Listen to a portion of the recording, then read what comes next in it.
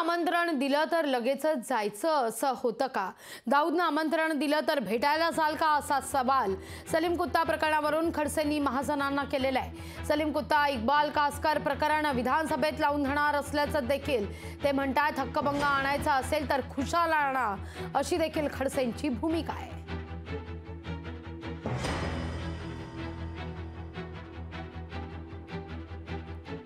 याच्यावर मी हक्कभंग आणणार आहे। मी सांगितलं तुम्हाला की 9 वर्षापूर्वी कुंभमेळ्याच्या वेळेला एक लग्न त्या ठिकाणी आमचे नाशिकचे मोठे मौलाना जे सगळे मस्जिदचे ते त्या ठिकाणी होते।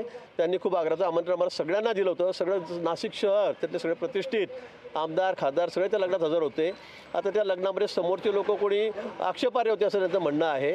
आता आम्हाला ते माहीत नाही। नाशिककरांच्या मौलांनी आम्हाला त्या ठिकाणी बोलवलेलं होतं म्हणून आम्ही सगळेजण नाशिकमध्ये मोजून सगळे लहान मोठे सगळेजण त्या ठिकाणी त्या लग्नामध्ये हजर होतो।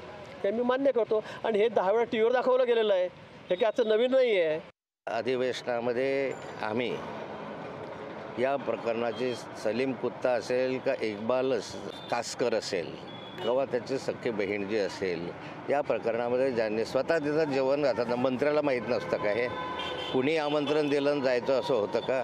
उद्या दाऊद आमंत्रण देईल मग दाऊद आमंत्रण घेऊन हे दुबईला किंवा पाकिस्तानला जाणार आहेत का?